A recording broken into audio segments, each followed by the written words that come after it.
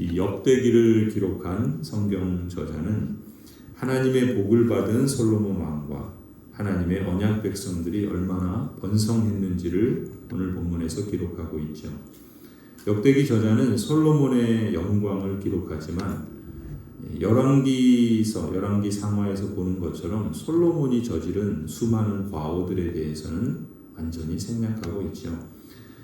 솔로몬이 잘못을 저지르지 않은 것이 아닙니다. 죄를 범하지 않은 게 아니죠. 그의 노년은 그야말로 망하는 인생이었습니다.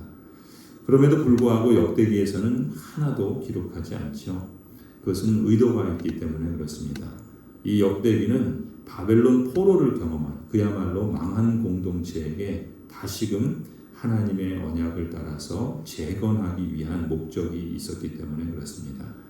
바벨론 포로를 겪은 후에 그렇다면 우리는 다시금 어떻게 이스라엘 언약 백성의 공동체를 재건하고 또 그 도성 예루살렘을 재건할 것인가?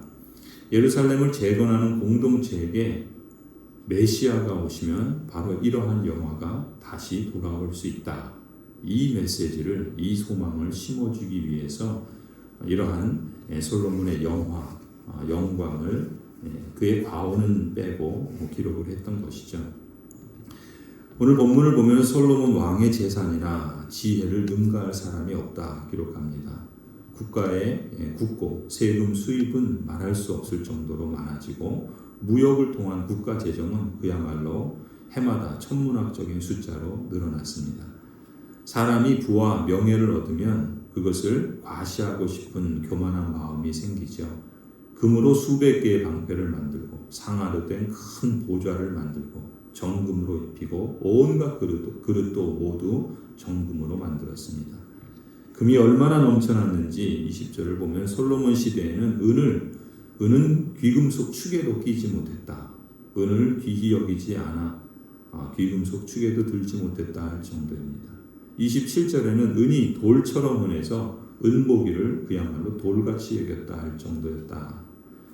또 솔로몬은 병거성을 쌓고 말들을 애굽에서 사들이고 병거와 마병을 모았습니다.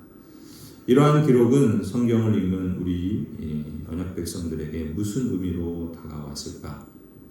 하나님께 지혜를 구하면 이렇게 부와 명예와 권력을 얻는다. 이것을 가르치는 걸까요? 일면 맞는 이야기도 있습니다. 하나님께서는 솔로몬에게 약속하신 대로 그에게 지혜뿐만 아니라 부와 재물과 영화도 주셨습니다. 역대하 1장 11절 12절에서 하나님께서는 솔로몬에게 이렇게 말씀하셨죠. 너의 소원이 그것이구나. 부와 재물과 영화를 달라고 하지 않고 너를 미워하는 자들의 목숨을 달라고 하지도 않고 오래 살도록 해달라고 하지도 않고 오직 내가 너를 왕으로 삼아 맡긴 내 백성을 다스릴 지혜와 지식을 달라고 하니 내가 지혜와 지식을 너에게 줄 뿐만 아니라 부와 재물과 영화도 주겠다 말씀하셨죠. 하나님께서는 그러한 말씀대로 솔로몬에게 부도 재물도 영화도 주셨던 것입니다. 그런데 우리가 이 말씀을 해석할 때 신약의 말씀을 우리가 또 염두에 둘 필요가 있습니다. 구약의 말씀과 신약의 말씀은 흔히 짝이 있다 이런 말씀을 하는데 그것은 모든 성경은 성경으로 해석해야 된다라고 하는 것을 좀 쉽게 표현하는 것이죠. 다시 말하면 오늘 본문이나 또 역대하 1장에 하나님께서 부와 재물과 영화를 솔로몬에게 주신 말씀은 이 장면을 마치 자막처럼 해설하는 말씀이 마태복음 6장 33절이라고 할 수 있어요. 너희는 먼저 하나님의 나라와 하나님의 의를 구하여라. 그리하면 이 모든 것을 너희에게 더하여 주실 것이다. 즉 우리에게 필요한 것을 채워주시겠다 말씀하신 약속이죠. 참으로 하나님은 약속하신 언약에 신실하신 하나님이십니다. 우리가 하나님의 나라와 하나님의 다스림을 구하고 하나님의 지혜와 하나님의 말씀을 따를 때 오늘 솔로몬에게 행하셨던 것처럼 언약에 신실하신 하나님께서는 참으로 우리 역시 돌보시고 풍요와 영광을 베풀어 주시는 분이신 줄을 믿습니다. 그런데 솔로몬의 역사를 우리는 전체적으로 볼 필요가 있죠. 전체적으로 솔로몬의 역사를 본다면 그의 생애를 본다면 또 다른 교훈을 주기도 합니다.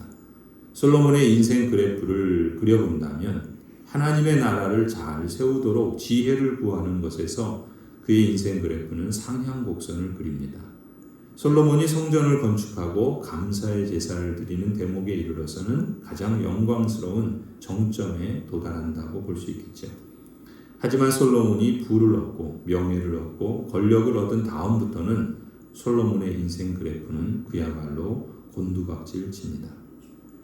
이런 맥락에서 솔로몬 성전이 파괴되고 바벨론 포로를 겪은 유다 언약 백성들에게 있어서 이 말씀은 또한 디모데후서 3장 16절 말씀처럼 하나님의 말씀은 교훈과 책망과 바르게 함과 의로 교육하기에 유익하다는 말씀이 짝이 될 수 있다고 봅니다.